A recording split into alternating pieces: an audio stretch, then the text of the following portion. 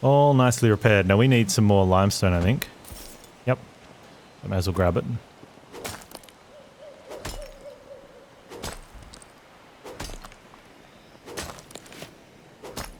And we're going to need some more actual stone.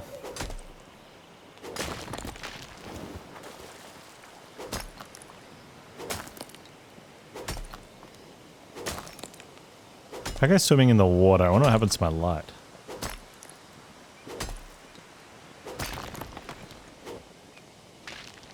I'm hungry.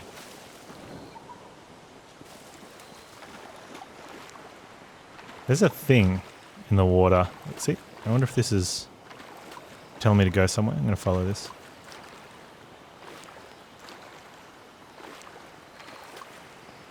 Nope. Okay.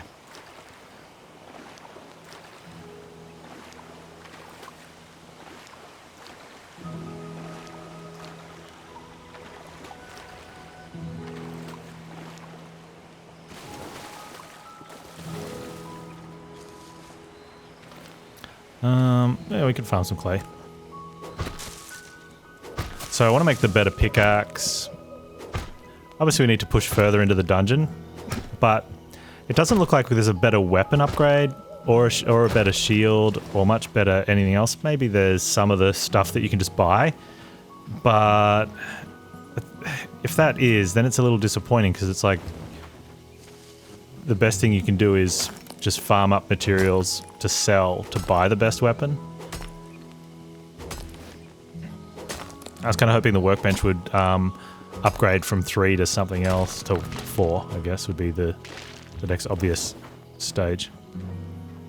Oh, I need limestone.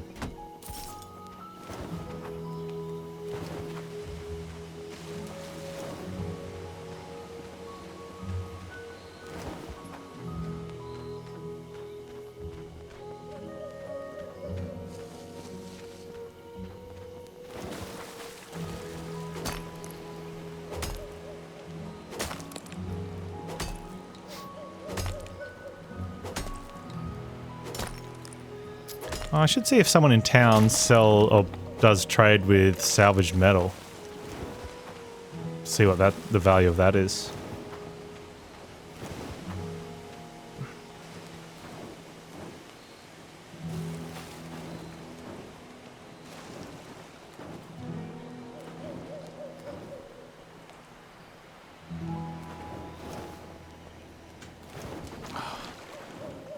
Rude.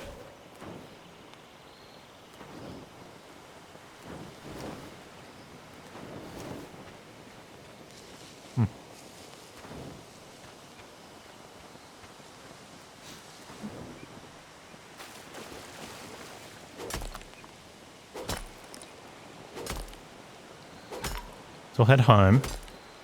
Grab a couple things along the way.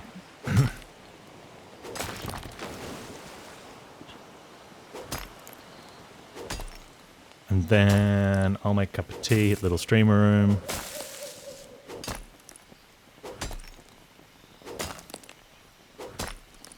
And then I'll have a look at some of the stuff we can make or buy.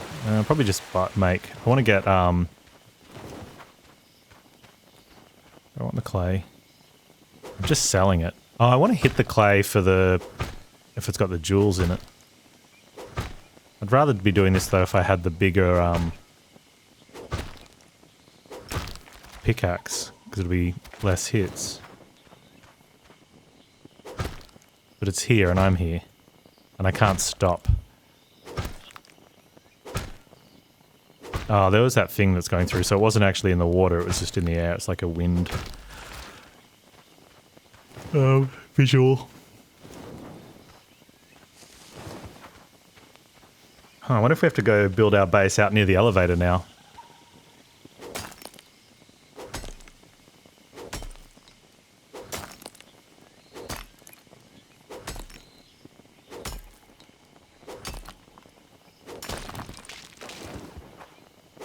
No, I think I have to remember, instead of taking the elevator to get back, just warp back.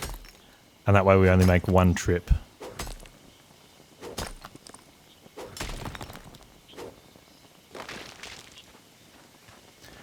Oh yeah, I know about the crit thing. I can't be bothered. I don't want to have to click my mouse 10,000 times today. It's easier if I just hold it. And the damage increase doesn't really save that much time. And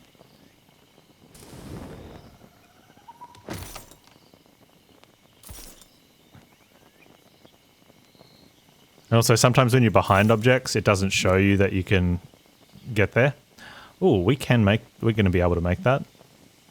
Maybe? I think we might be short.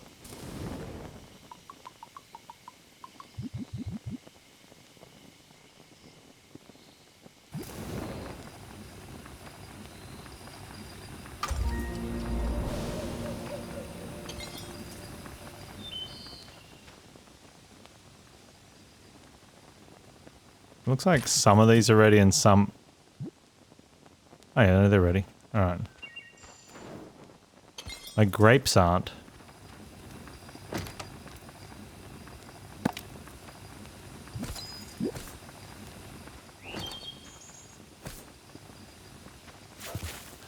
As long as it doesn't...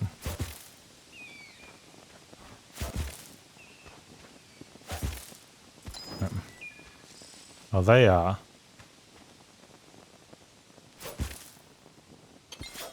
Oh, it doesn't scythe the grapes. Oh, that's good.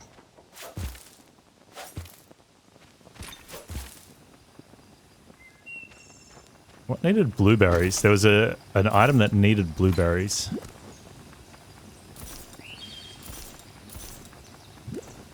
Oh, it was that shield. Okay. Yeah, I thought we were going to be just a little short for the, It's not that far off. So, like a single rock node would get that for us. And I want that for, well, for pickaxing.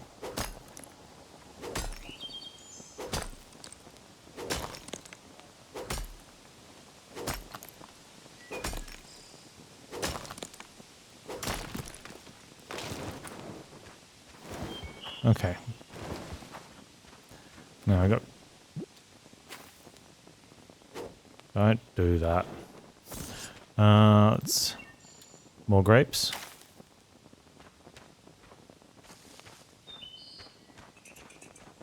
Do I need more roses? Probably need... Probably gonna start needing some other things. I wonder if I could buy them from someone else.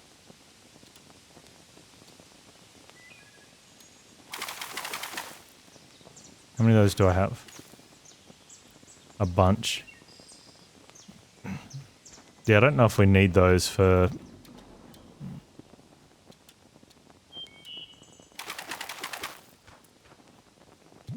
Oh, look, game's updating my green thumb. Let's go with some marigold.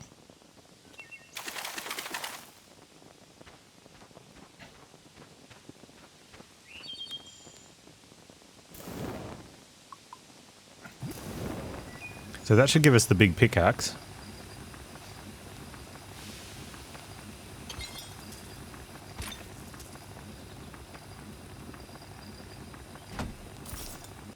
Yeah, nice. Okay.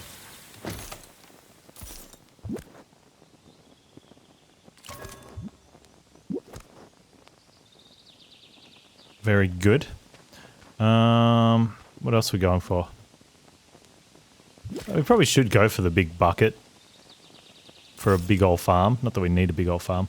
I don't really like these weapons, but I want to get them for the set bonus. I think that's why I was doing the blueberries. I wanted the set bonus. Because I want to see what the set bonus item is. Looks like a sword. That looks like a... I don't think that's... I mean, that's a wood cutting axe. That one's not going to be a wood cutting axe.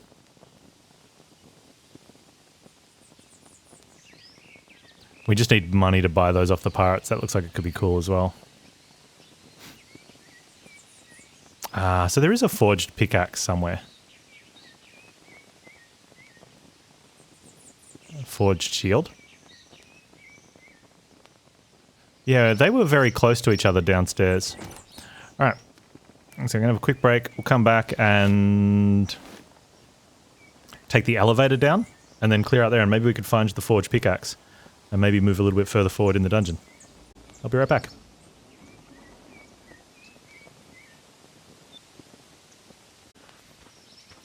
Alright, let's quickly knock out... Let's check out this forged axe. How does it compare? Oh, it's got a slightly better range.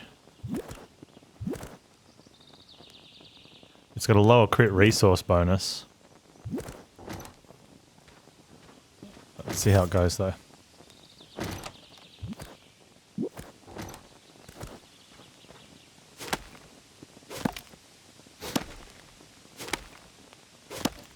Oh, okay, so hang on. I'm misreading the value here.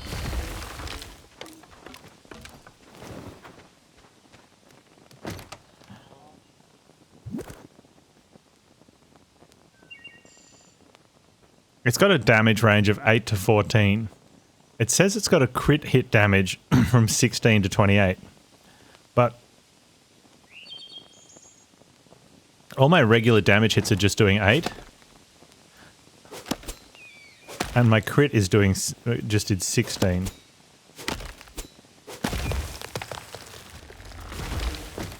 Nope. And it's got the damage range as 8 to 14 and crit as 16 to 28.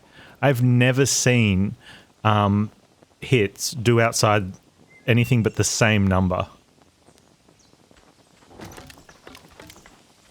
Like if this is supposed to have a damage range of 8 to 14, why is it only ever 8?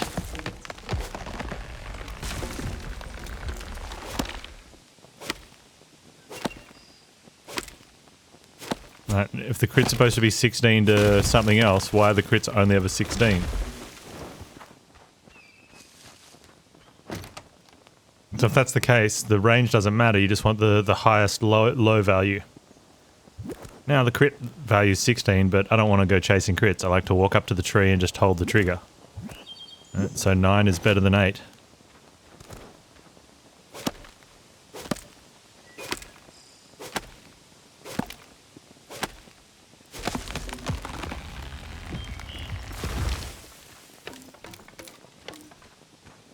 And I don't really need... Oh, I mean, wood doesn't hurt. We do need to farm some... stone, though.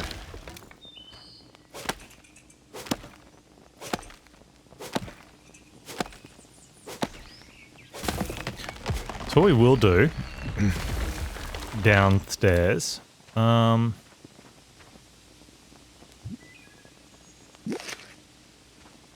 I'm going to go in through the top this time, because I'm just curious to see what didn't, like if everything's going to not respawn. Now, because we did that, since we found out stuff hadn't respawned, does that mean that there's going to be a, if we take out all the nests, will none of them come back? Does this then become a huge farming area?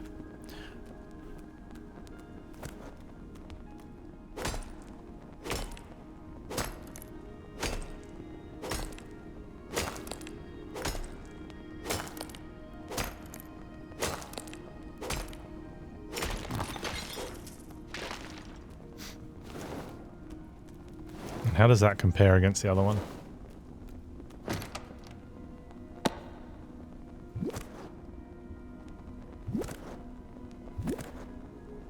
Okay, so that one was doing 9 to 14. Well, 9 or 11 if you want to chase a crit. Yeah, I never saw it, and this was only ever doing 9 or I'm critting for 11, so I thought there's no point trying for the crit because... it was only... Well, that one's kind of worth because it's double damage.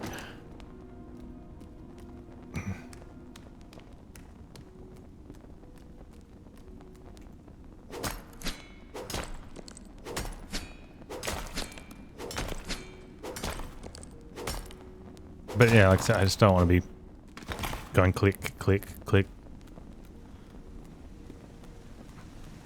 Want to play a clicker? I'd be playing with cookies.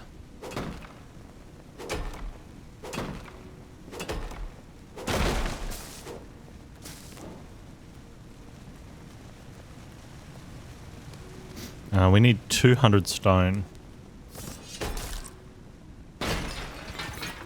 For the... Click, click, click, click, click. Just... I want to play quicker, Panz. We can get up there.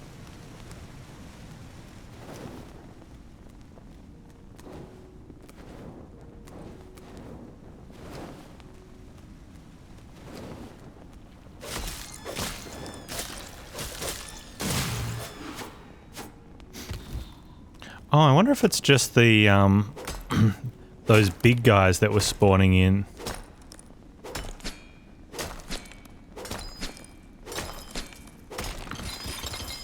That don't respawn. I almost want to restart from here now that because we're near the front. We can run back in later. We'll do this run and then later we'll just run back in and have a look.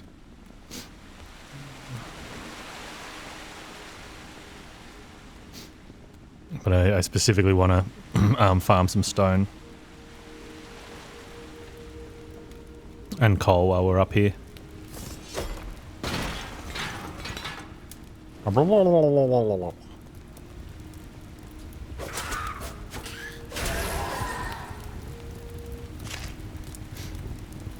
I should just see if I can... I should just grab a Murloc soundbite and have it on the stream deck. Hey Lord Zero, how do I like the game so far? Yeah, I like it. There's very little content though. But we pushed a bit further into the dungeon. So we'll be able to have a look at what lies deeper, I guess.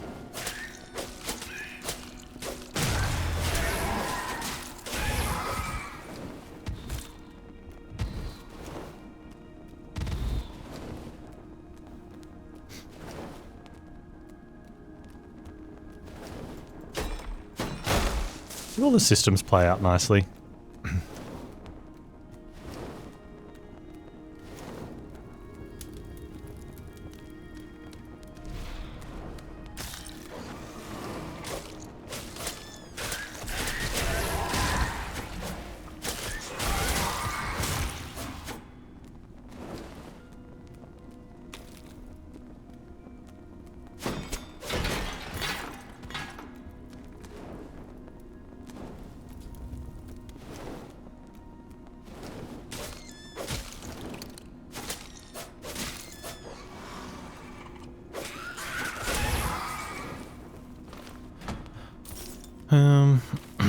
We need 200 for a bridge, and I think there's another 200 for the other bridge.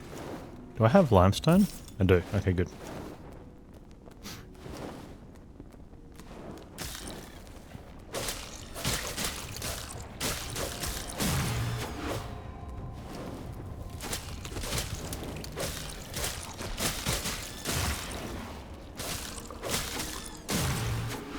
I don't know if there'll be enough stone in here.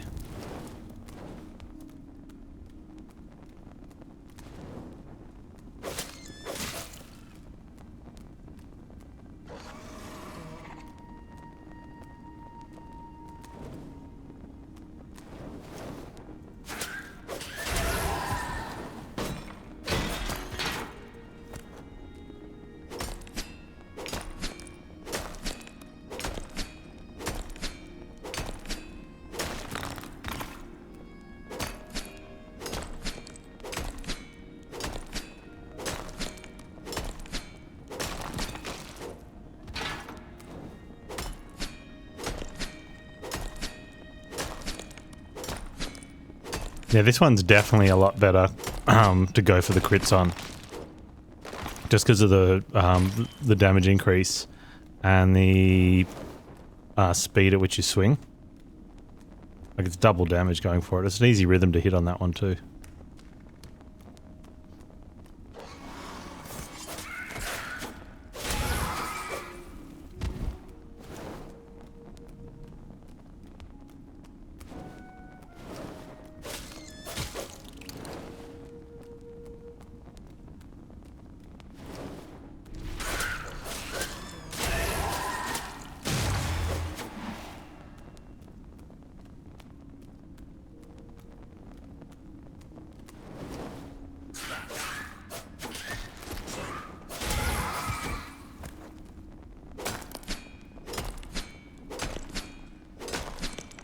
Definitely want the these coal nodes. There's a lot of brazes in the second section, and I would want to light them all up because they heal you. Probably a good enough reason.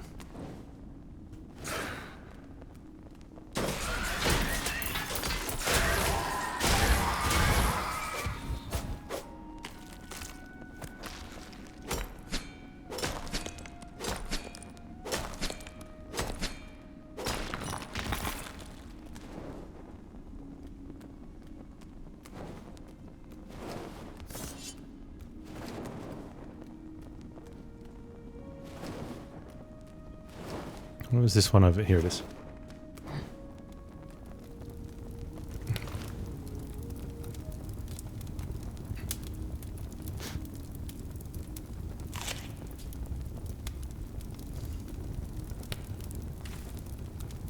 Alright, well, looks like we've got enough watermelon to keep us not hungry for quite a while.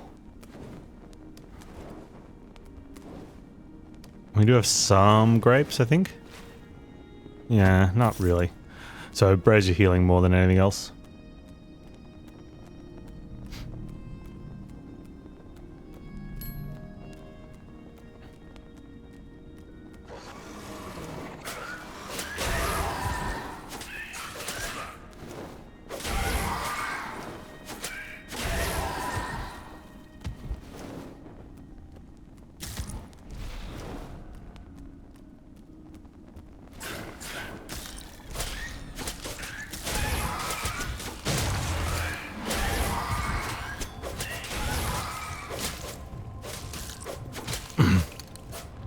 Ah, it does full damage to the fish, hey?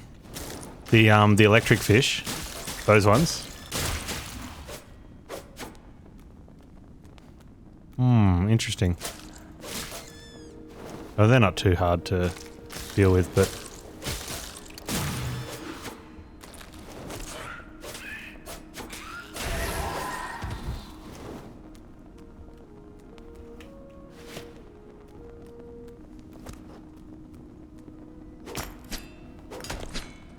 Why is there... Maybe you'll know. This is telling me it's got a damage range of 7 to 12 and a crit damage range of 14 to 24. Right? I only ever see 7s and 14s. I never see anywhere else in the damage range.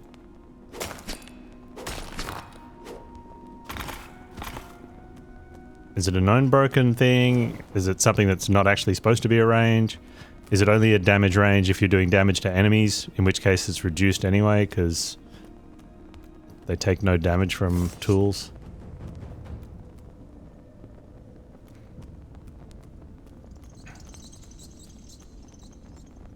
Yeah, that's the only thing I could think of is maybe the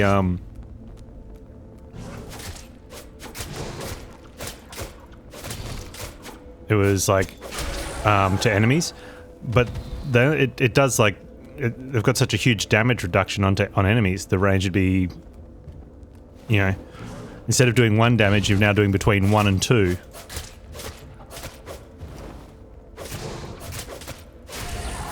And it's like, does it even matter?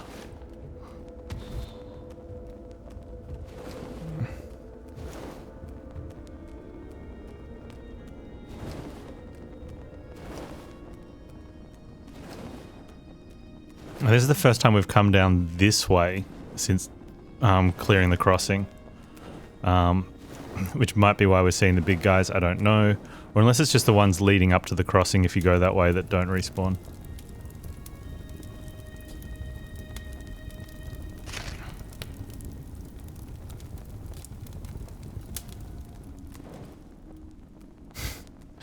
Yes, bonfire.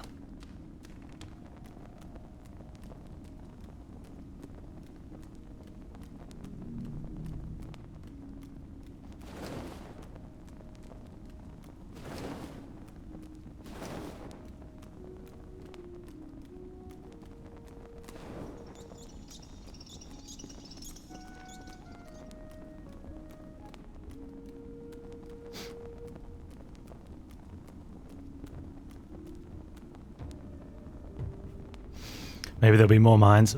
and are harder and does less damage? Maybe.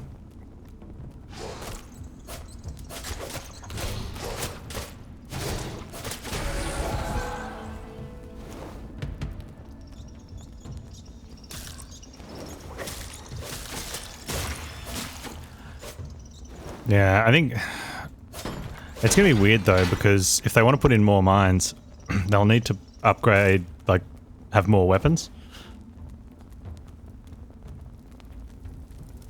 Or they'll just be the same difficulty as these mines.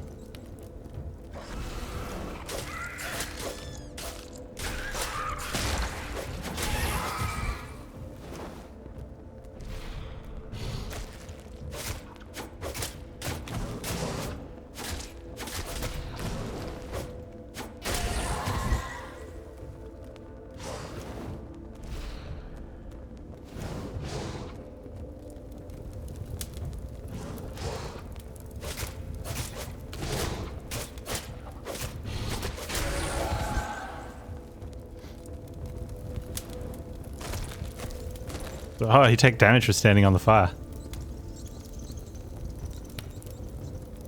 It seemed to heal by more than that, I don't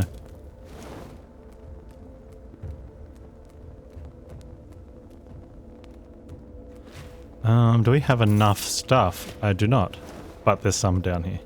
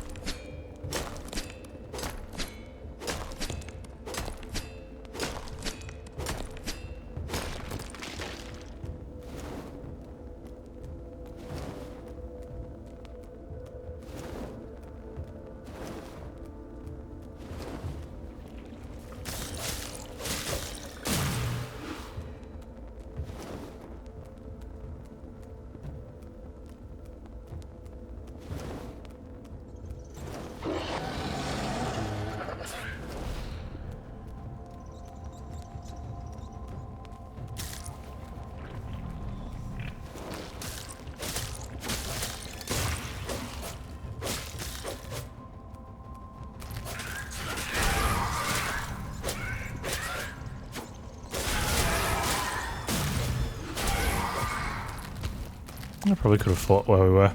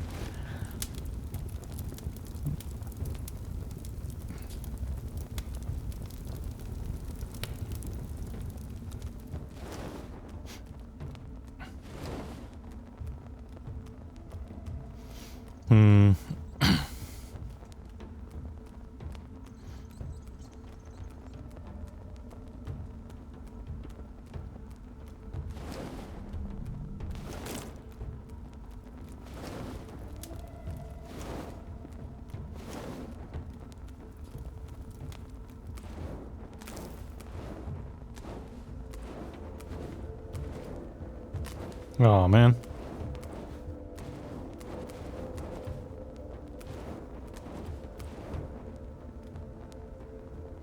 Oh, that looks cool. How do I get to that?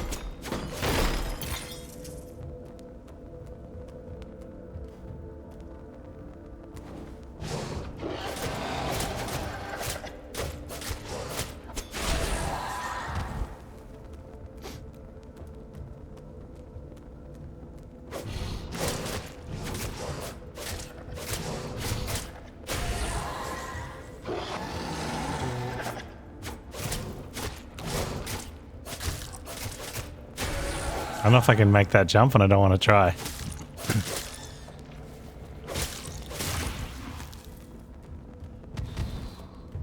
But what we'll do is go around go around and down and up and around and see what happens.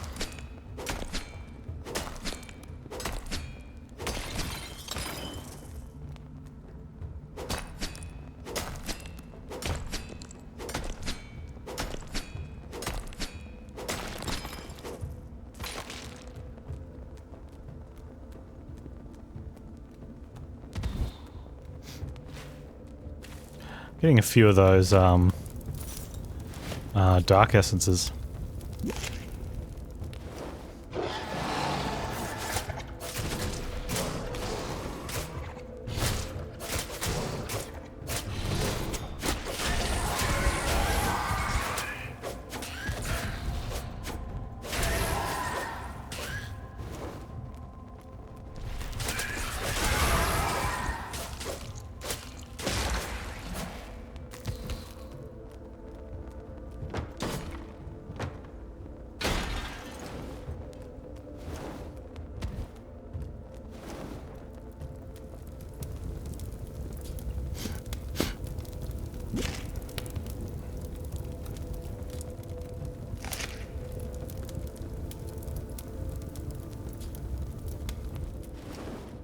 Oh, that's right. Clicking on it doesn't eat it. It lets you move something there.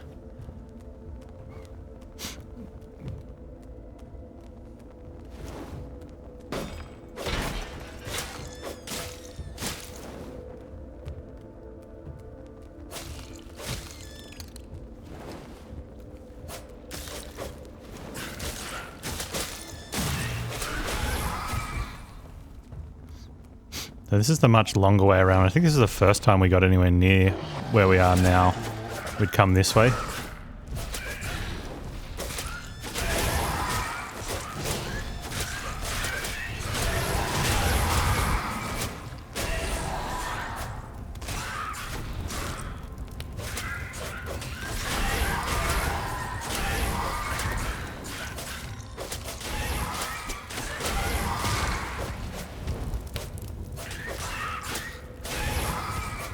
I don't know, I think someone said that the enemies might be healing at the campfires. I think they might be.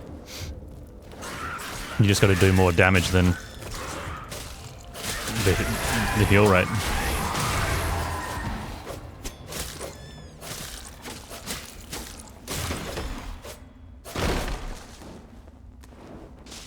The grapes? Nice.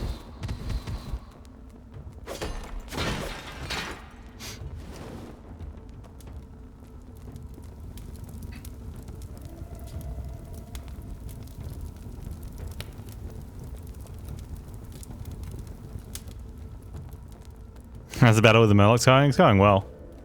How you doing, Hedwin? What's going on, man?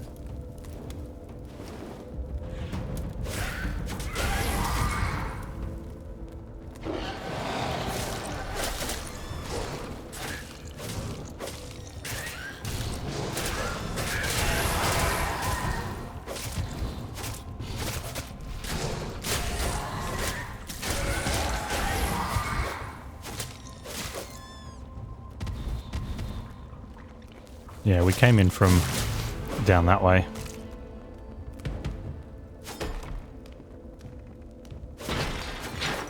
Oh, no streaming this weekend? You got work obligations?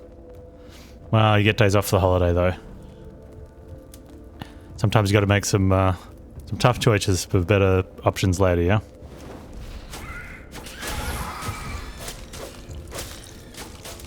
So, still sucks, though. How's your 7 days to go going, man?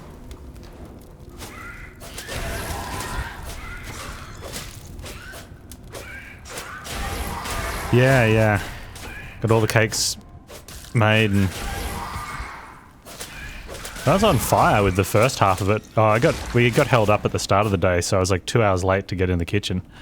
And then, I don't know, I was making really good time on all the stuff. And then, yeah, then time just slipped away.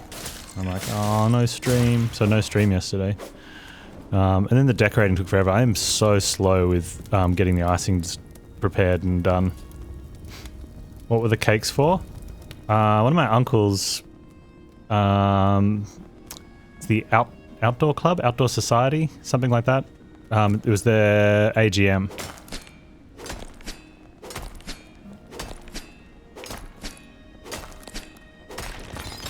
So it's like they have the AGM and then put on food. This is the club puts on food and drinks.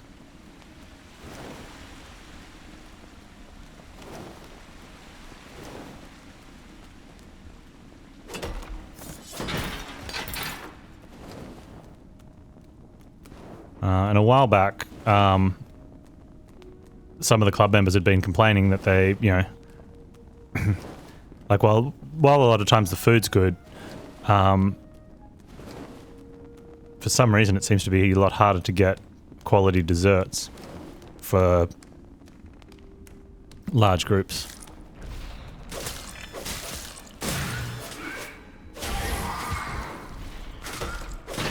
And I always do the desserts for our family, like our big family gatherings. I do, well, that someone else does one as well, but I do a dessert dish. And yeah, my uncle approached me and said, "Oh, we've got a club, and we normally get about this much for the pre-Christmas AGM. Would you be interested in making some things for us?" And I went, "Okay." And then I made them, and it was super stressful, but it was okay. It was good money. I went, "Hey, this is cool."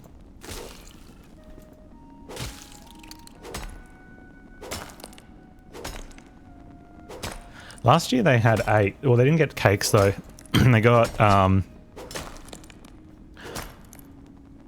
last year they got 2 cheesecakes and some lime pie, 2 lime pies, and then like a chocolate fudge slice and a caramel tart. So there was more preparation. This year it was all cake, so there's a lot of baking. Oh, except the cheesecake. The cheesecakes are no bake, but there's a lot of work in it. And I need them to set in my cake tin, so I have to do them last, whereas you could easily do those first if I had extra cake tins. I need to work out a way that I can, I think I've got a way where I can make use a cardboard ring, but it's a pain in the butt. But I think that's what's gonna, the next time I do it, I think that's what I'm gonna do is work on a way to make the cardboard ring easier to work with. Because I think that would save a lot of time, because I could do that, I could probably do that the night before and split the work up.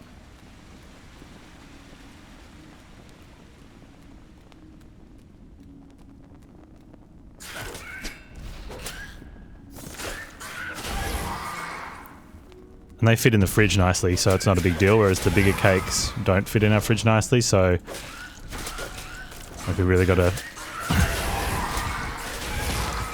watch how much food we have for the big orders.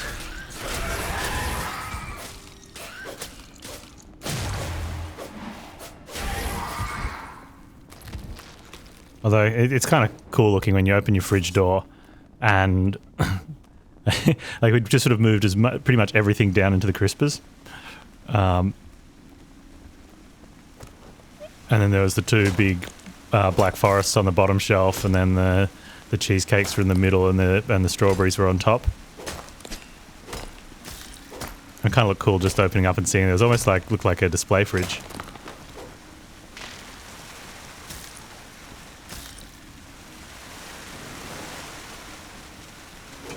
Oh, this is that area that we saw from up on the thing. I'm like, oh, that's cool. How do I get down here? Well, here's how we get down here.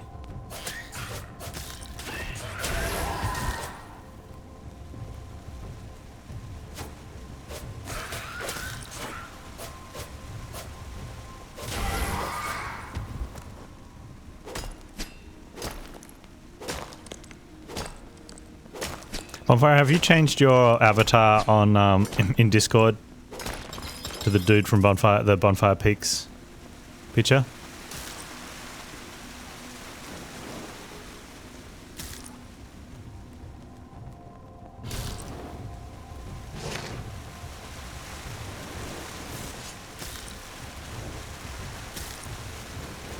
Why not, man?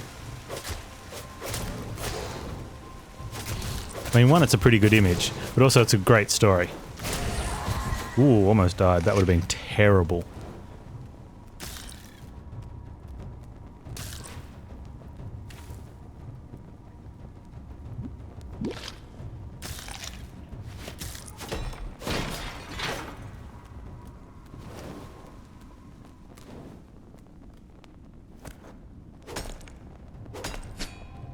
apparently that's a really good game too, so we might have to...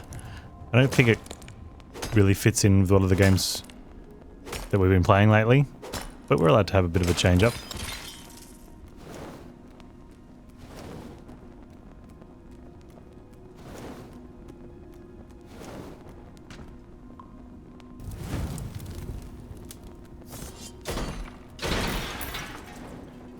So where is this section compared to the normal?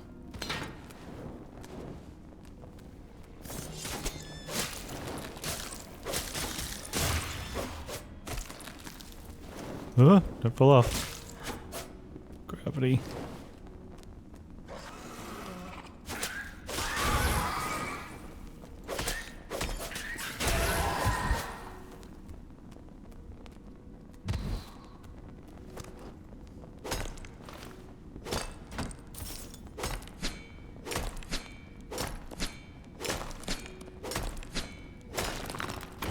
I've got a bunch of coal, a heap of stone.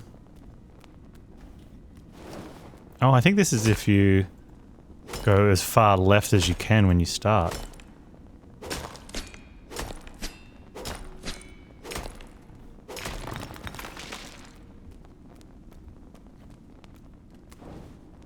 Almost as far left as you can. And I think I came down to this spot and didn't drop down because it didn't look like a drop-off that you keep going to. It looked like... because this wasn't lit, it looked like that was death.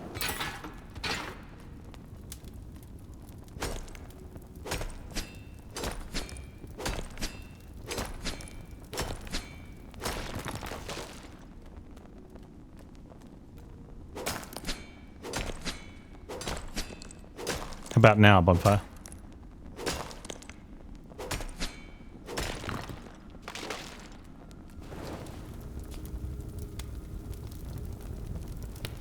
Do it! Do it! Do it now!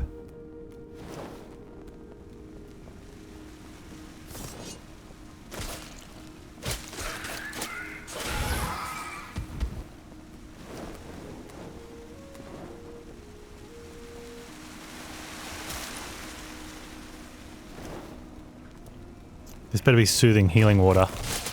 It burns!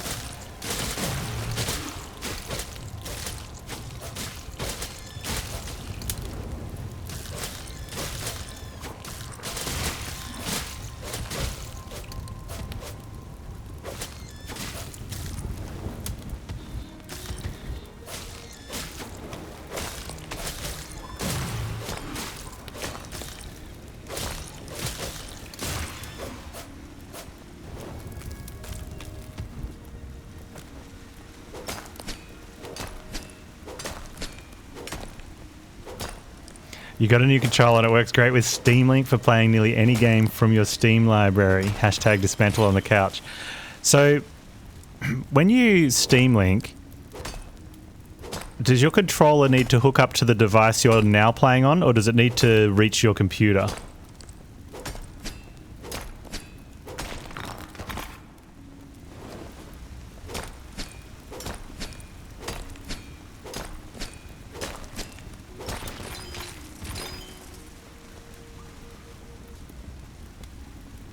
The device running the Steam Link application. That is great.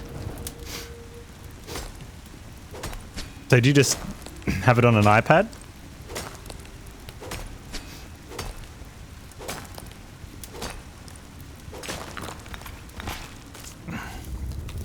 See, so there's a problem with something like this. I'm now very likely to go get like whatever the big screen Google Pixel is, just so that whenever I'm not at home, I can just play games.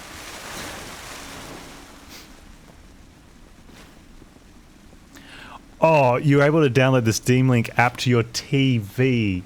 Oh. Oh. Okay, so I used to occasionally, where my computer was, run an HDMI cable from my computer to the TV. And it was fine for some things, but it was terrible for games. The only way I could do it really was use the TV as a monitor, and I hated doing that because it always messed around with the resolution, and then I put it back, and it's a pain. And also, whenever I did that, I had to have I had to sit close enough to the computer that the USB cord would reach.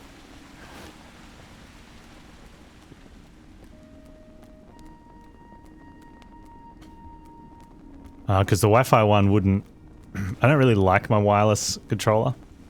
That's going to be a deal. I need to find a different... What gamepad are you using, Hedward?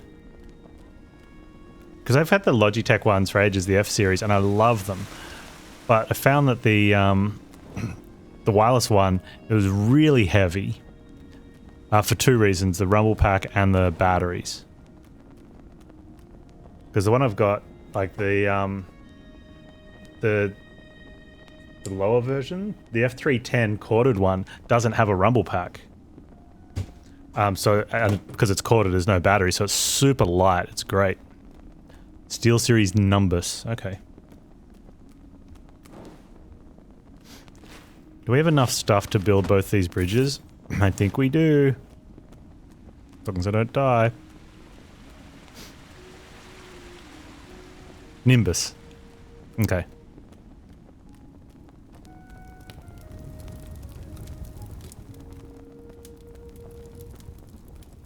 Use the Steam Link hardware so it has a weird compatibility list. If using the app on something else would be different. Interesting. In the past, I've found usually when I have if people have any gamepad issues, just to use them as generics. And people be like, oh, but then I don't get to use this one feature I never use. You know, it's like, yep. And how is it working well? Yeah, it's perfect, but I don't get to use the one feature that I never use. Do you never use it because it doesn't work? Or because you'll never use it? That's not the point. I bought it. It's like, don't buy a gamepad for a stupid feature you'll never use. Buy it for functionality.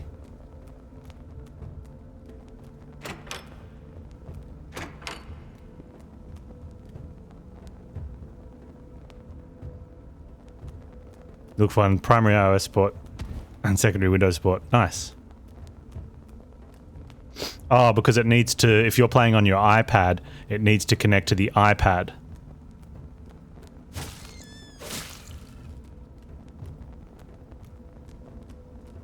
Is your desktop PC or is it Mac? I mean, Macs are PCs, but I guess we just call them PCs versus Mac, don't we? Windows? Windows, yeah. Oh, I was talking to Headwind, but you're Windows. So yeah, so your Steam Link... so Steam Link goes fine with that, then going from Windows to, like... I guess it does. To iOS? Does the game need to be compatible on iOS?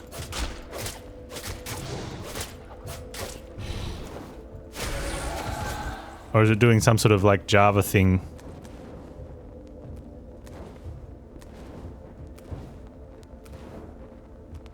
Whoa, don't fall down there. Yeah, so it's sending the data from the PC. So is your PC then playing the game and the device is just getting a video feed? What's happening? And then when you use it is a video encoder with controller feedback. Right. So the controller needs to be compatible with the device you're playing on because it receives the data from the controller, turns that into data that it can send through Steam Link back to the game. How's it go for latency?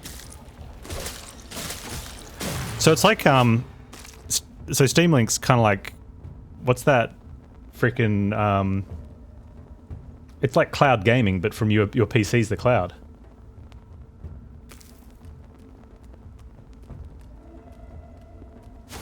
Stadia. So it's like your own personal Google Stadia, except one that actually works.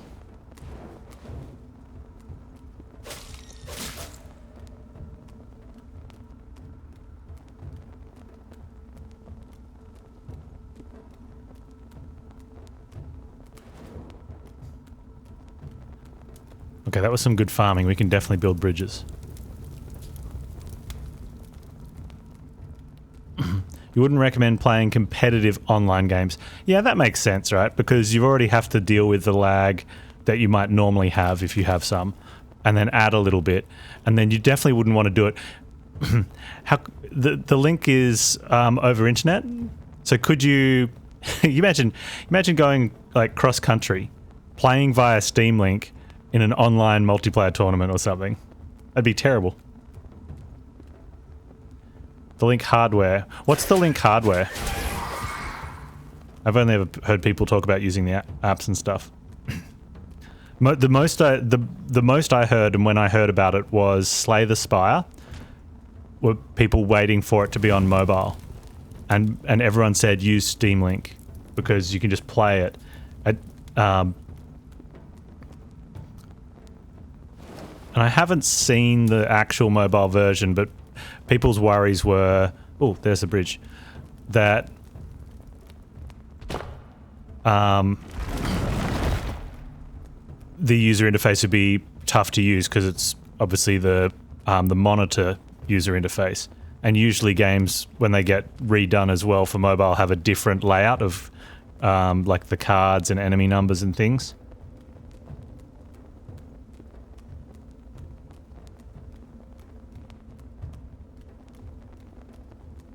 Wait a minute. I totally didn't... we just got debated, chat, so hard. That is a useless bridge.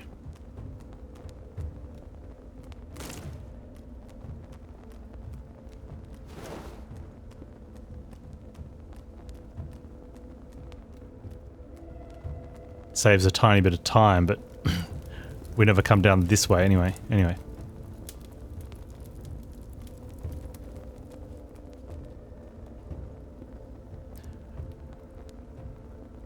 The Link hardware is 100 megabytes, but they don't sell it anymore. So... okay. Well, it won't matter then.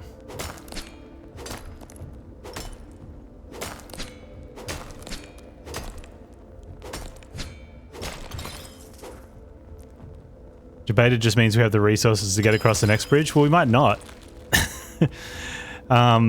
All the bridge did was link up the, think of a horseshoe. All the bridge did was link up the two bottom bits.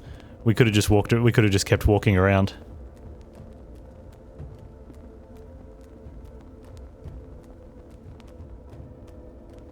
It might be, no, I don't think I'd want to. I'd rather just use the app. I definitely wouldn't want to,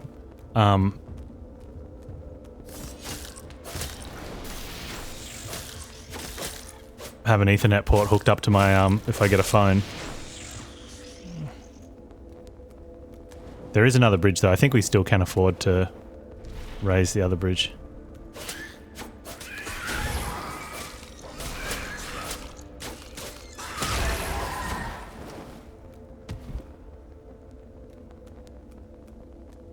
Get it running. Wait, can't I just use the free software? Why am I doing all this hard stuff when there's free software available? Oh, hang on. To use the Steam Link app, do you have to register and agree to their terms and condition? Is that why you're looking for the hacks?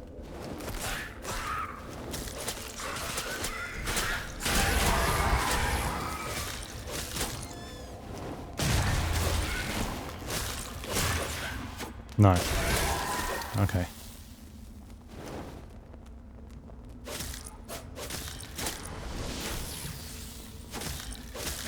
Stupid fish. You give it a code, it links to your Steam account. Nice. Yeah, I'm happy just using the app.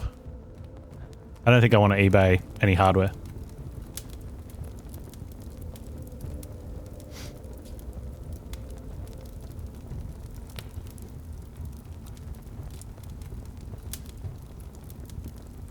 I'm gonna have to check it out.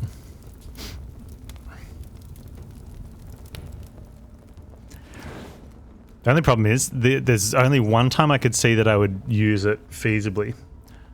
Feasibly use it? I don't know. One feasible words. Man, I'm so terrible at talking. And that would be when if ever we go down to my sister's, she's got a, it was a B&B. They never use it as a B&B. But it's down in the, it's not really the outback, it's more just like the bush. It's in a really lovely area, like, it's about 2 hours south, I think, and inland a lot. That's like a little, they have it as a holiday home. And we go down there sometimes. That's nice. But there's no internet there anyway, so... And the phone reception is not terrible.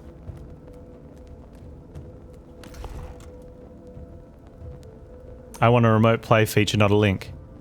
Well, that's what Steam Link does, right? The link is own your own local network. But then how did people use Steam Link to play Slay the Spire on their phone while they were away from the house?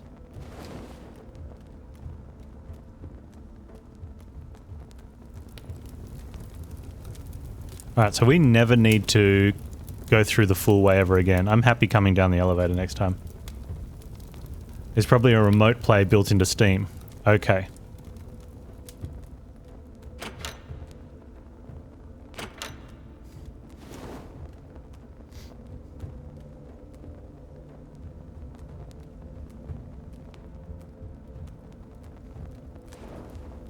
Then maybe that might be what I need.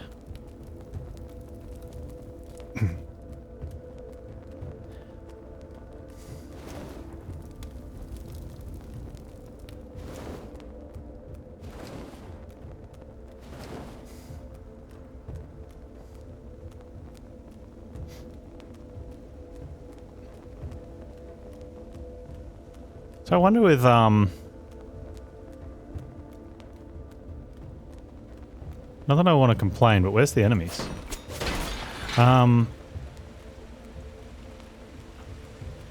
If you're using Steam Link, does that mean you can't also use, can you also use on your computer? Because I remember when they put in the family thing, so that, you know, if you had two computers in the same house, someone could have access to a game while you're not playing it. The problem is they could only have access to your Steam library while you weren't using your Steam library, which was dumb. Like, why can't I play FTL and my kids play Spelunky? It locks your computer because it's running the game.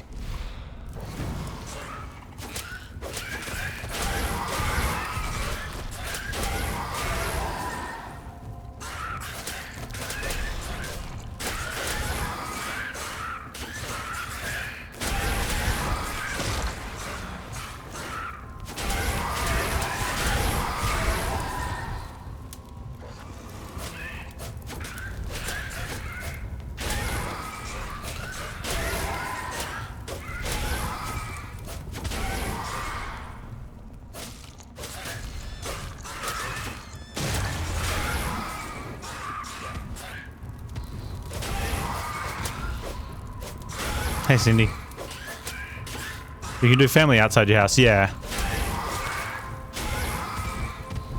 I saw a post, and it's the stupid entitlement attitude, and it's very similar to the Netflix one, saying like where people think because the Steam family is not is available, they said you should feel obligated to give those to other people so they can access games when you're not playing.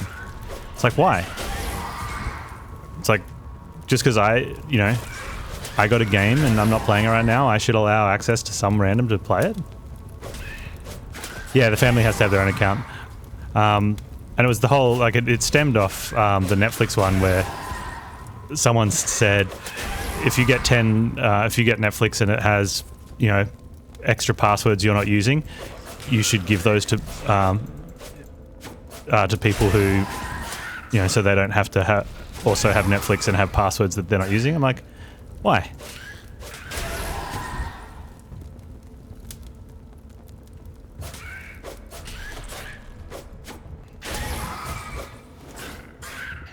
And it started to, there was this, I remember there's a few threads had the pretty standard internet flame war of people abusing each other backwards and forwards. It was a good read.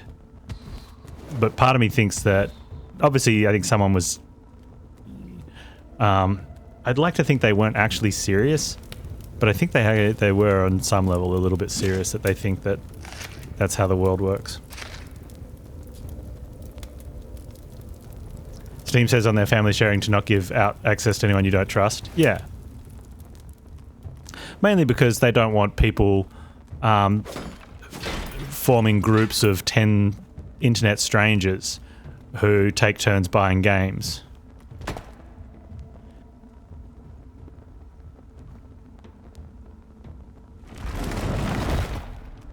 You know, the whole idea is the concept is that if I buy a game and I go get it off the shelf and, you know, old school wise and start playing it, well, I can play that. And then when I'm done and I go get a different one, someone can take that first game off the shelf of games and they can play it. It makes sense, right? Why should everyone in the house have their own copy of something that's, you know, oh, the corrupt passage. And there's arguments back and forth with it, like, oh, it's dark. Certain multiplayer games, maybe.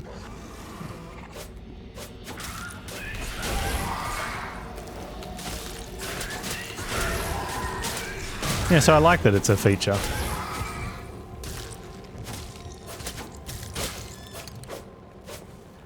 Well, that's the thing as well, like, for the physical copies of Switch to be able to loan it around.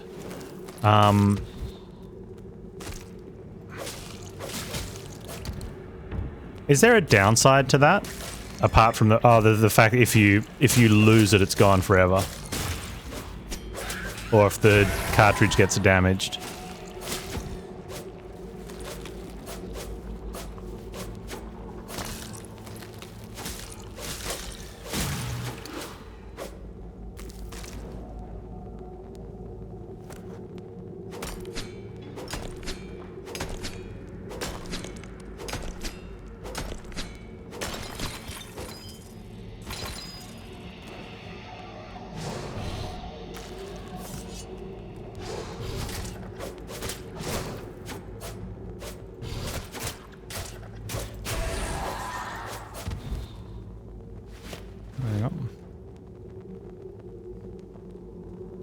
Hey, Lord Zero, are you hanging around still?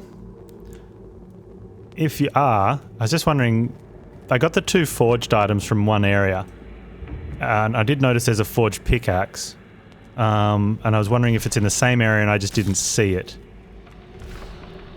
If it's somewhere completely different, then I can go find it somewhere later, but if it was there, I figured I might go back and have a look-see.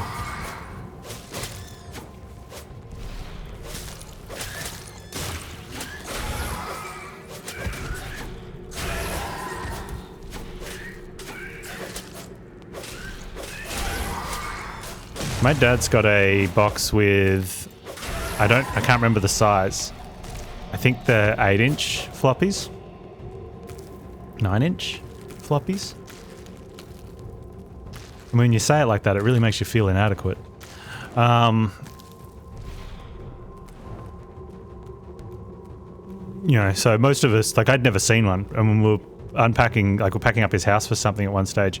And, like, I grew up with the 5 1/4s and then the 3 1/2 harder plastic ones. So most people remember the 5 1/4 inch ones. They were pretty big. Like, they were chonky. But these were massive. And he said he opened up the packet at some point to have a look at one, and it was like this dirty brown, you know, like a dirty brown anthrax envelope, just sort of, because they've all rusted to nothing. Oh, you had Sierra games on 8-inch, really? Our Sierras were only on the 5 1/4s. What were the...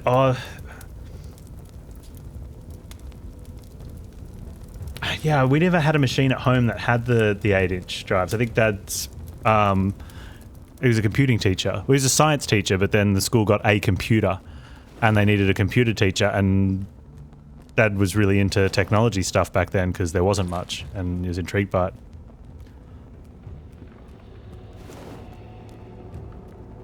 Oh, I got a mate who's still got an Amiga tape drive.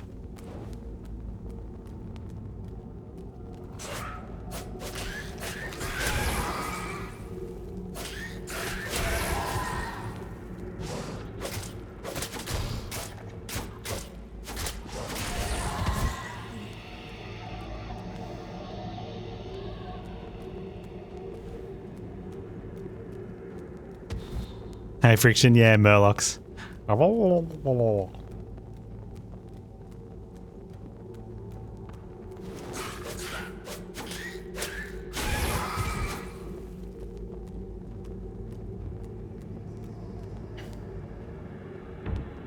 Your first paycheck is working for distribution center for Sierra Games. Your job is to copy the game format using 8-inch originals to 5 1/4 and 3 1/2. Oh, nice.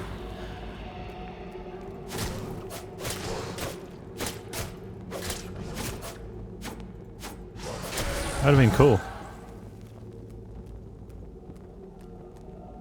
Did you have a dedicated machine, or did you or was you just using a PC with 2 drives and using the old DOS copy commands? Because I remember too, one of my very earliest ways of making money was being a distribution center for some of the Sierra games, where I copy from a 5 1/4 to another 5 1/4.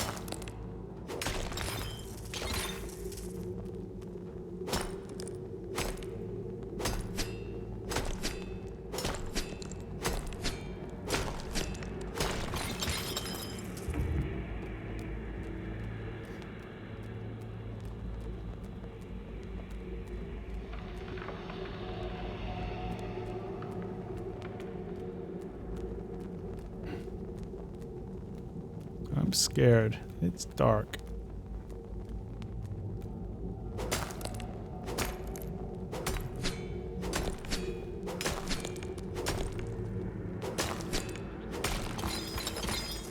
It probably was a PC. I think it's probably the easiest way back in the day just to do it.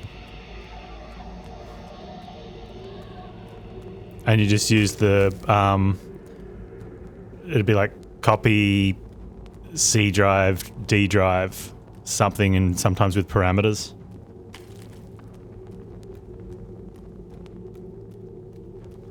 I had an IBM, nice.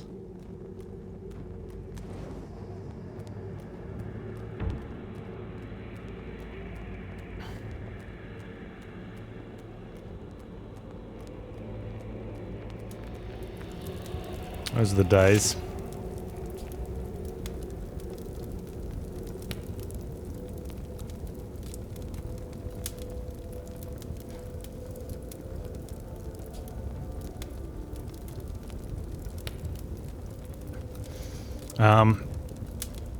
I remember as a little boy.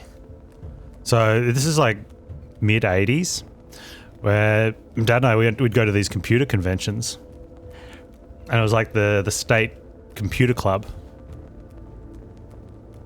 and there were some people that would go to the different. It was once a year, and there were some people that would go to the. I think we have to parkour. Would go to the different state ones. So there'd be like people that come over from the eastern states to come to ours. Ours is fairly big because our state's fairly isolated.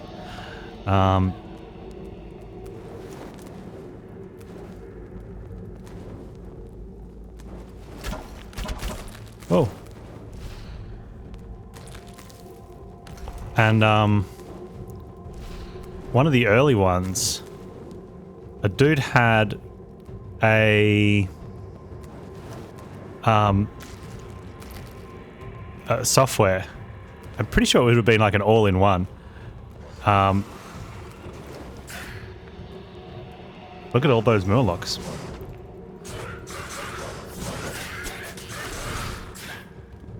They can't get me.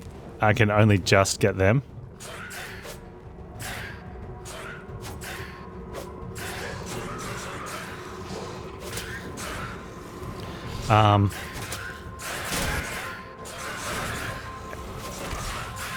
And this machine, what it did, you'd put a block of soap on it, the size of a house brick, and it would carve it.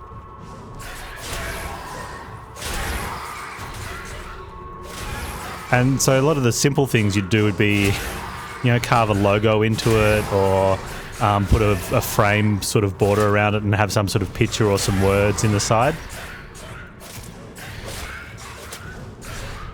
And it's really cool because like the drawing programs back then were very... Most of the stuff you'd end up with would be very blocky. Well, that's the thing. Hey, Hakan, how you doing? It was very much like an early CNC type machine. It only worked on a soap. It was very recommended to only use a certain brand because of the density, I guess.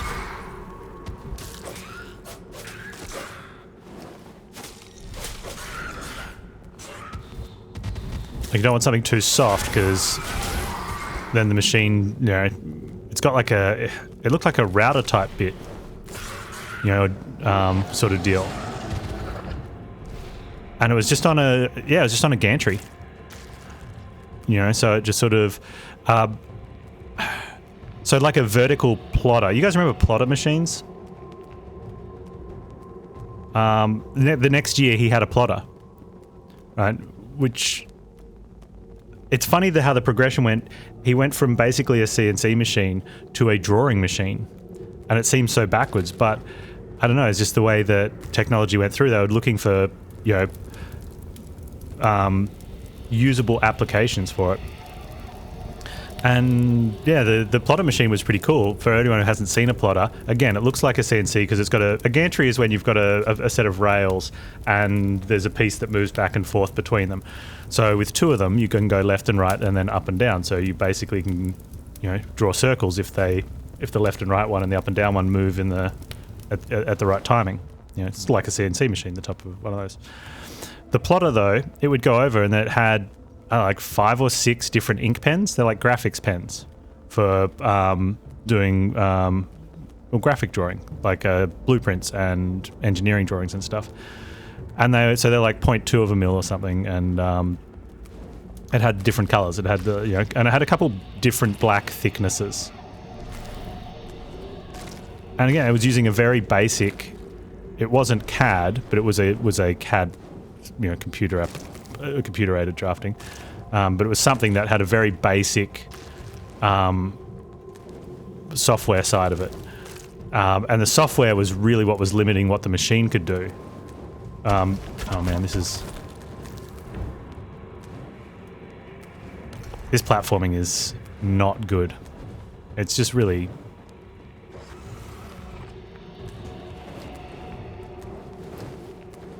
Clunky would be nice.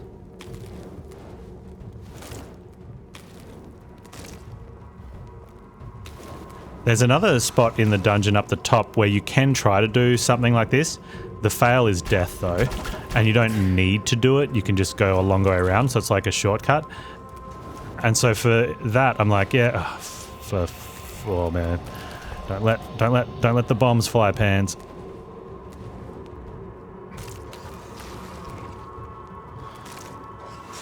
But when you get to a bit where it's mandatory to pass,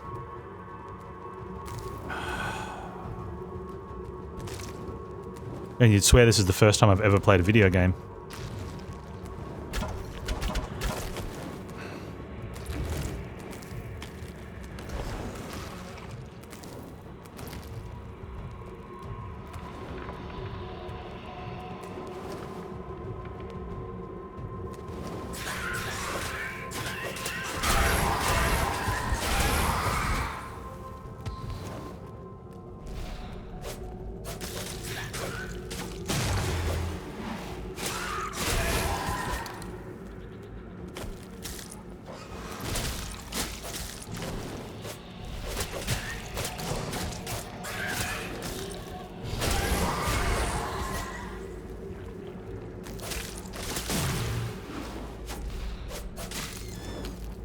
And we don't find a brazier, we're going back to the other side of that jump too.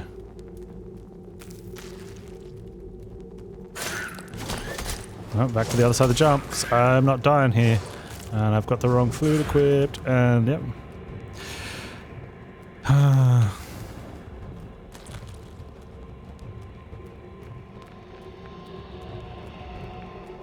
Yeah, they were good times. I really like those, because we'd always go away for the weekend. It'd be like, overnight, like, they had a few different locations. Went to probably 3 or 4 of them.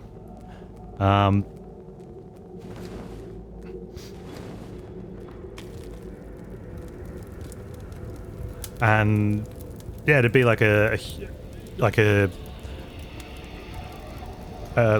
huge lodge type place that was obviously set up for, you know, group getaways, I guess.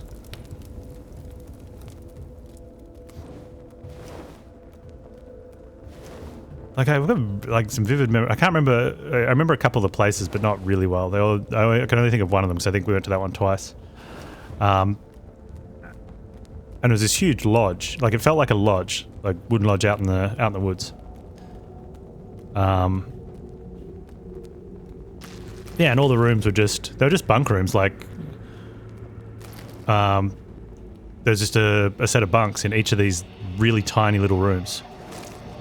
There was just enough room in it for the bunks, and the door was in the middle of that wall. The bunk on, you know, the one side of the room, and then another spot on the other side. I think there was a desk or something.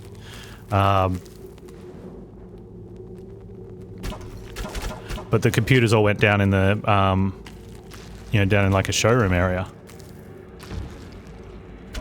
And they basically just set up and people would be there, and then you'd go check out everyone else's computers and whatever software they'd brought or whatever physical thing they had.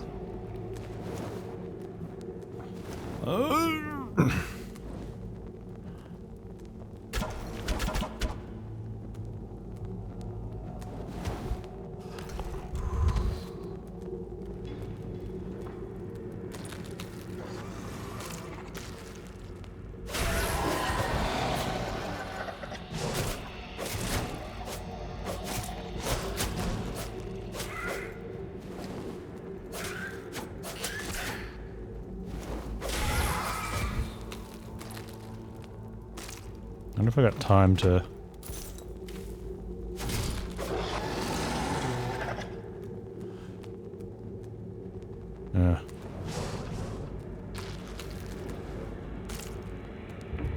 don't have that many grapes. I'll swap over... Oh, actually, I'm going to want to have a watermelon first.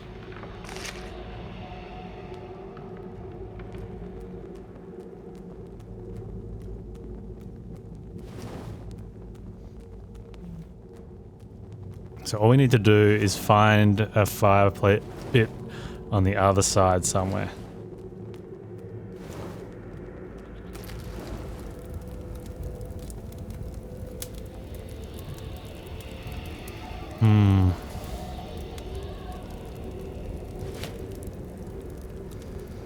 What are you playing this weekend, dude? Hakan?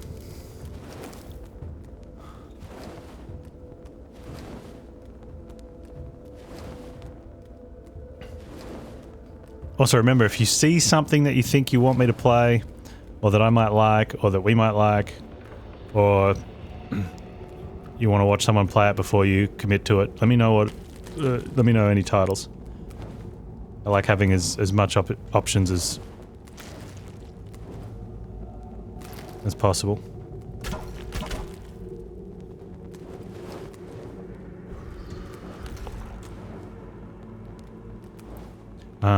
What are we checking out tomorrow? Breakwaters we're checking out tomorrow. Currently just Panz plays stuff on Twitch. Aw. I've played that game, it sucks. Voice acting's terrible. Okay.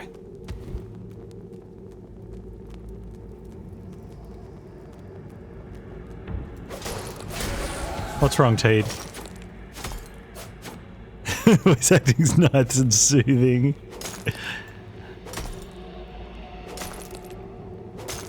There's one you wanted to ask about if it had cards. Inscription?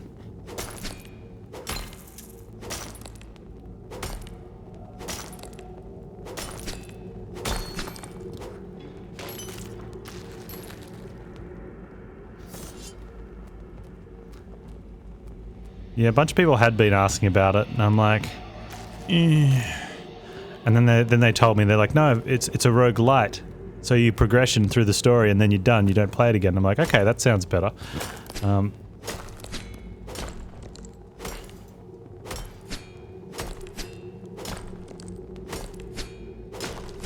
I seen the Serpent Rogue and Rogue Lords? I have seen Rogue Lords. If I was in the mindset to play more card games like that, I probably would, but I don't know, Slay the Spire made me too critical of games like that, which is why I I didn't play Inscription. I was doing other stuff at the time as well, but when Inscription dropped, I'm like, I don't know.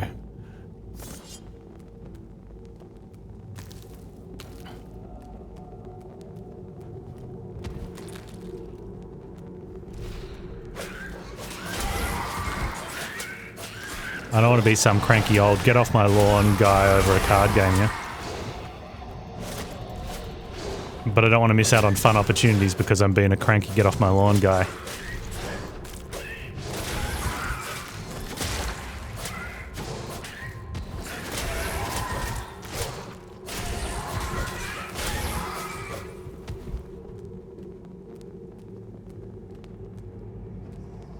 The Serpent Rogue seems really cool. Oh man, Panz, you're low on health. Do you want to be here? Wait, where do I go? Where do we go? I found 3 dead end. Oh, hang on, am I supposed to... No, you go heal, idiot. Yes, sir.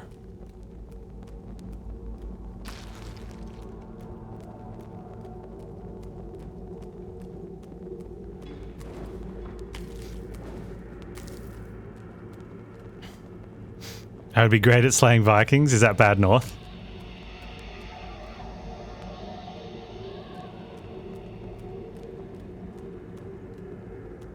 T, did you see the cakes? I'm telling everyone about the cakes. I'm really proud of these ones. You might be.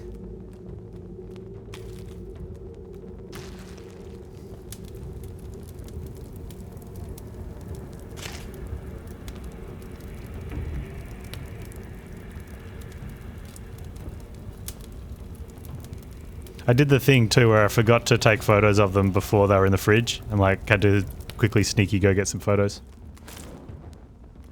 It keeps popping up on mine too, Hakan. Yeah. We are going to check out Breakwaters tomorrow. It went into early access the other day. And then Witchwood released yesterday, I think. Maybe today? I don't know. So we'll check that out afterwards.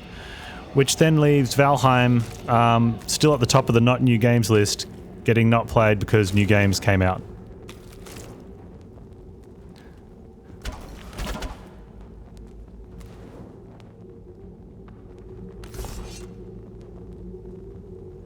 There's been a lot of games, yeah, that have been very good. Dismantle and Last Stand. Between the two of them, that's like 130 hours of gaming that I would gladly do again.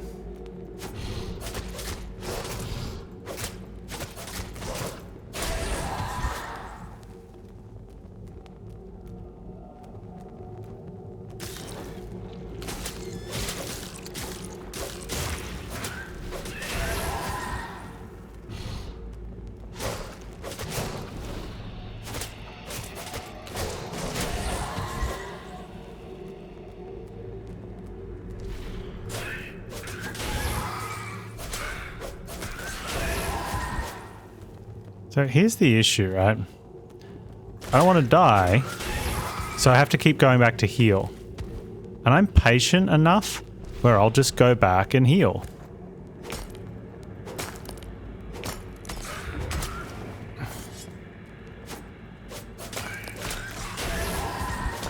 And I know some people aren't,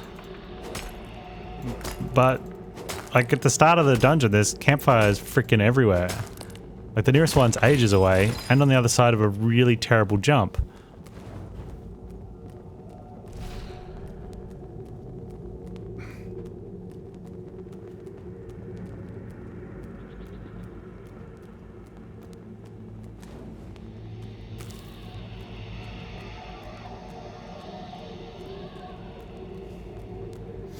So we'll take the trudge back.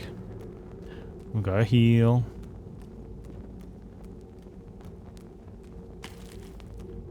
And this is where people say, oh, just take more health berries with you. It's like, I don't want to have 100 plots of land that are all just farming berries so I can smash healing pots all the way through the game, yeah. You just gear insurance to sport shot rifle.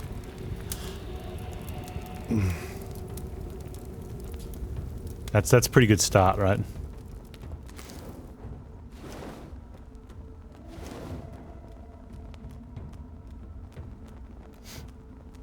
I like the sport shot rifle in that. I think especially early game.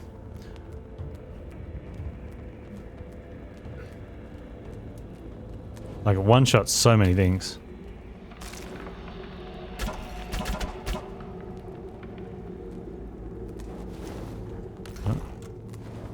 Hey! First try.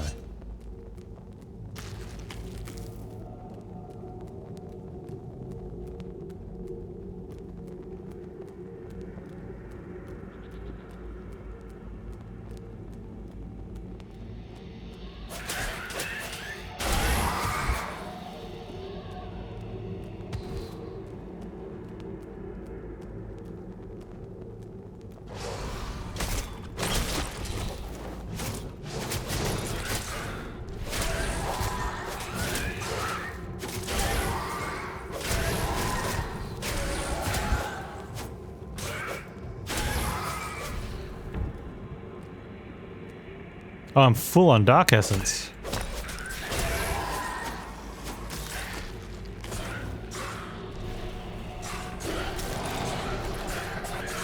Oh, there's a keystone there. It's probably worth warping away, but I don't know if I can light it in time.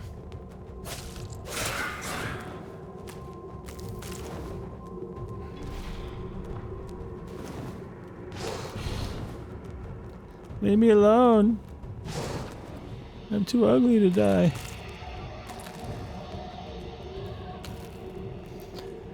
I guess the problem with warping away is that, again, we have to clear out all this section that we cleared out already.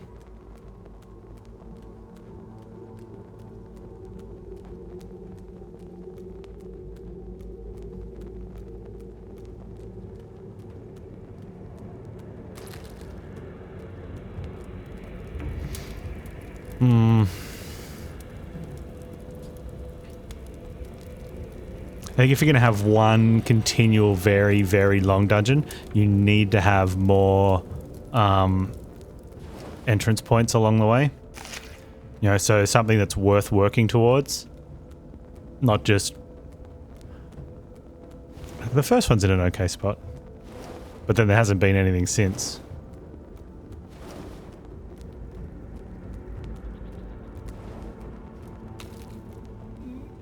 Do I Civ management games as in Stellaris stuff? Yes and no. I'm not very good. So the play I do is sort of my own pace and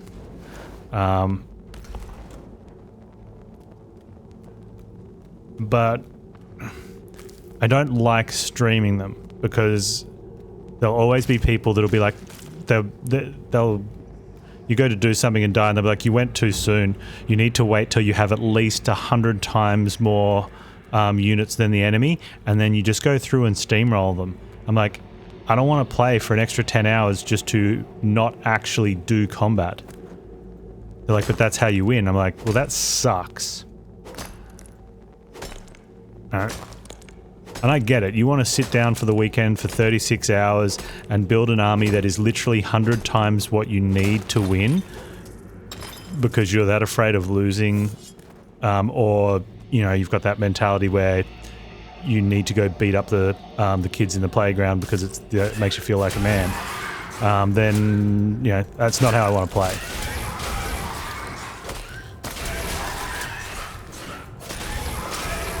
And people will say it's impatience. Like, it's not that I'm impatient. When you play a game where you can outpace production of the enemies, it almost feels like cheating to go in with, like a super force, right? Yeah, death ball strats.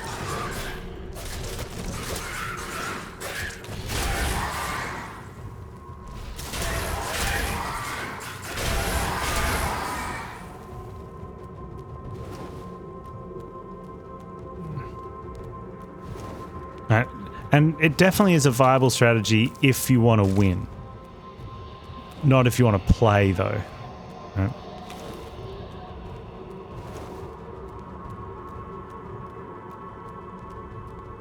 Civ doesn't have it as it's not that easy in Civ because they can go out and someone will start to dominate, plus someone will have a political edge as well.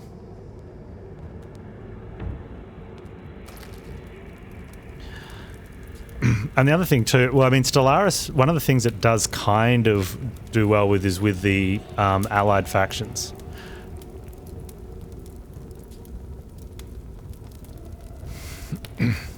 So you might end up with, two enemies sort of, or parked at the border. You can't do much, right? At least in Civ, or if you don't mind about annoying someone who's who's friendly with you, you go attack someone 1v1.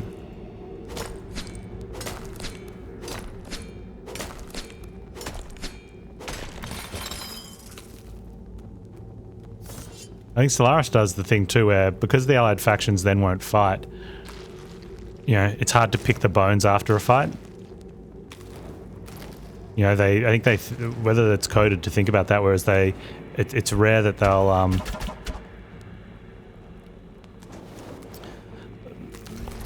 there'll be a fight near enough to your border where you can go in and clean up the winner.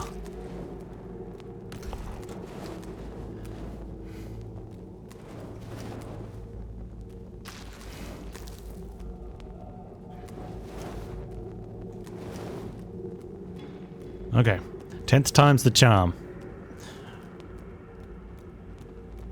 I think the problem I'm having here is that one, the big dudes, but two, the nests are just reproducing too much.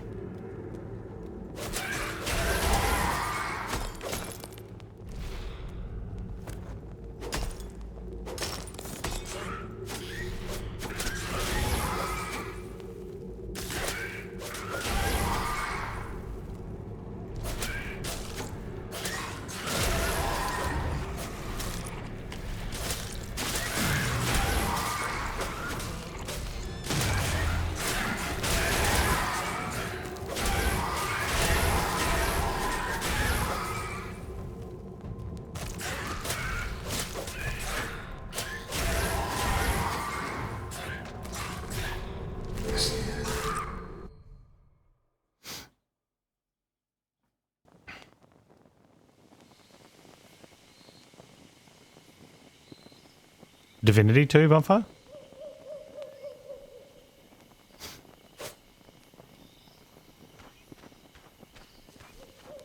Oh, Dark Souls. No. I never played 1.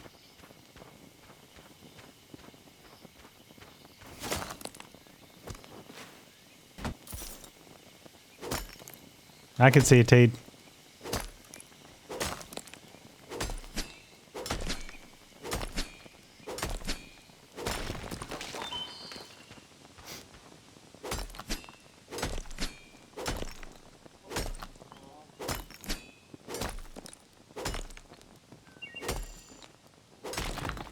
Game time, we were down in the dungeon so long, our crops grew.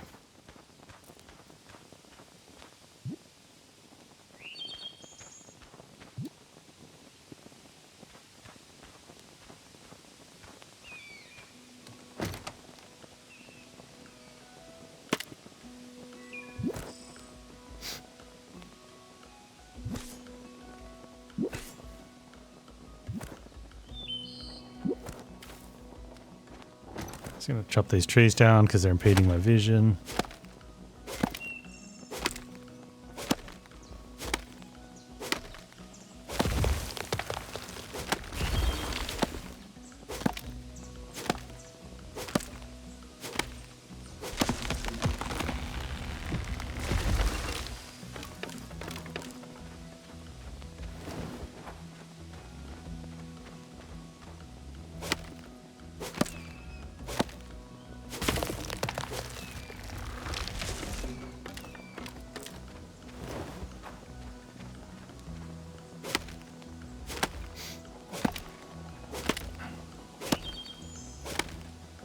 So I have to see how far we were from the elevator on that previous run.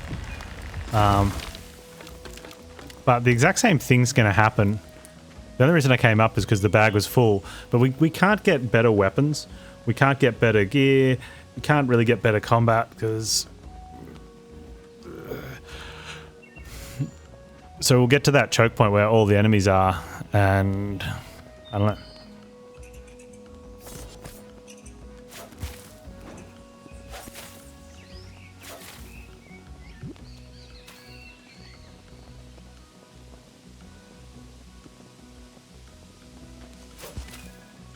I think we just... Okay, our scythe just picked out... The scythe just took out the grapes that weren't ready.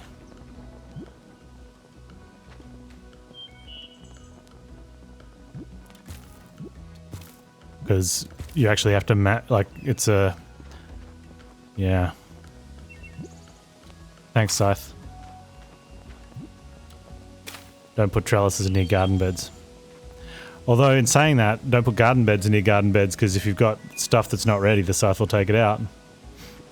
Do they respawn? No, you've got to trees do.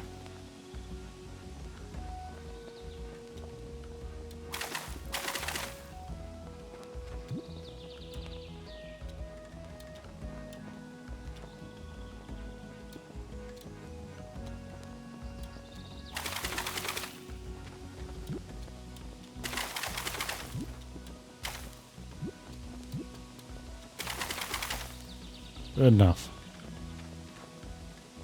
Monsters, yeah. And the nests and all the stuff. Which is kind of okay at the start for some of the area, but when you get further in, it just becomes like super annoying. Super. I may as well build the red items because I want to see what the weapon is that's the set bonus. I'm not going to use it because I don't want to.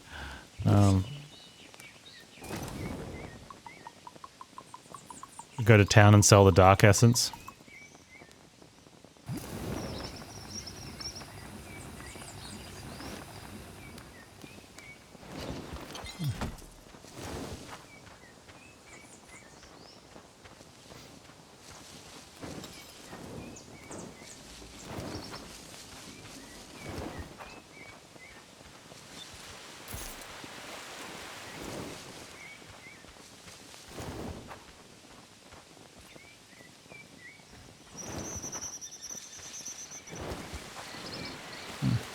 Stupid scythe.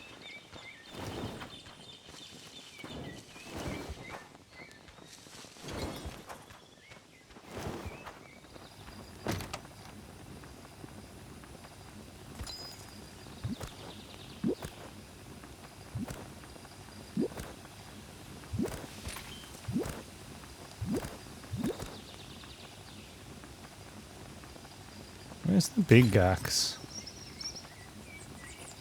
Did I not make the big axe?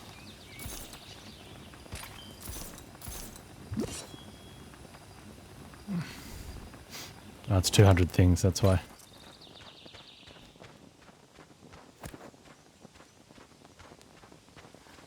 I like the backpack light though. It's good.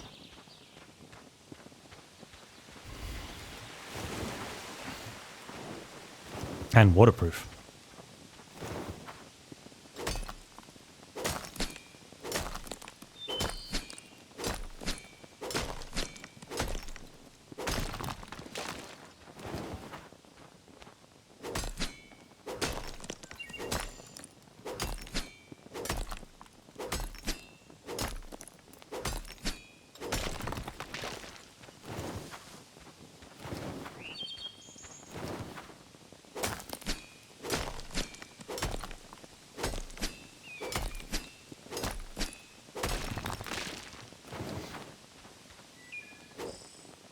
See the blacksmith, because I think that's the one that requires the dark essence for items.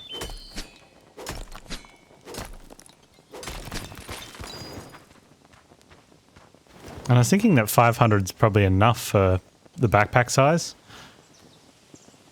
But with the amount of enemies you're killing now that drop dark essence, like you don't want to end a run because... Like I was happy to keep going. And then I thought, no, I may as well sell it because we do want to do stuff with it. Oh, the other items too. You know, you want a dark essence to sell and stuff because... yeah, this is definitely where you want to come to go get... come to town when you need fiber.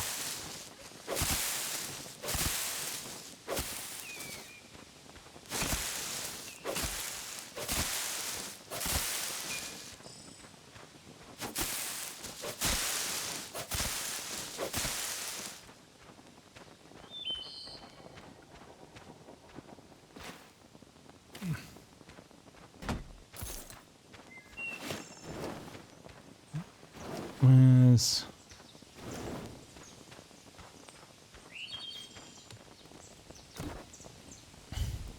Oh, I can buy that.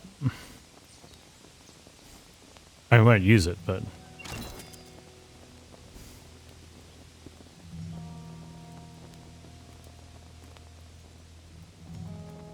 Have another item, dude. How long until you restock? 2 days, okay.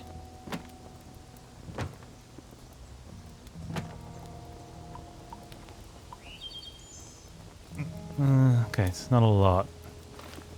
We're almost... okay. We got heaps though. And he didn't require much. I'm pretty sure everyone else is just cash for their items.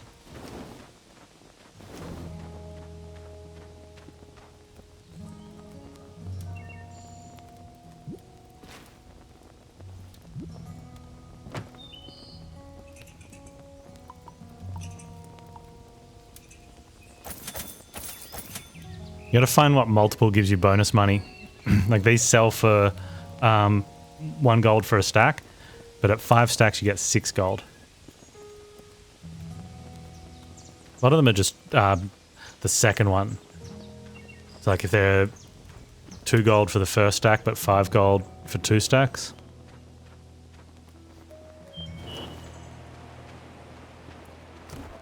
Yeah, and you're just charging for your things.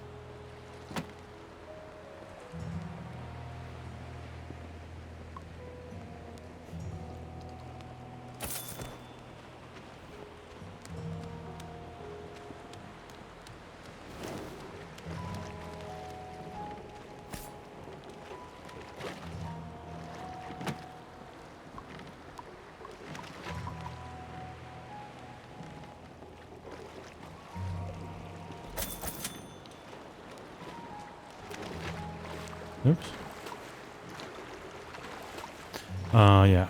It's the tailor that's got the dark essence.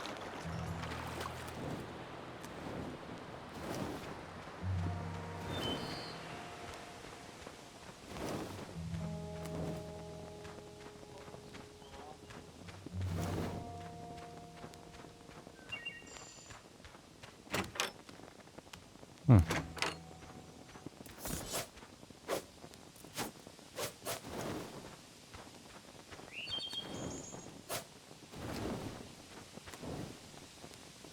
Apparently you can't harvest someone else's crops. Oh, I think about that.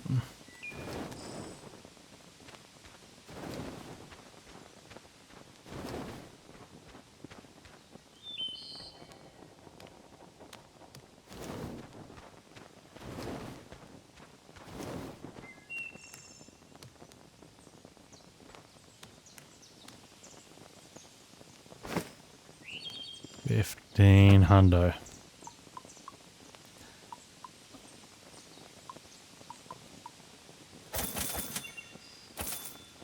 Alright, we're at 800. We've got some resources. Probably, I don't think we've got enough to make it to 1,000. It's getting close.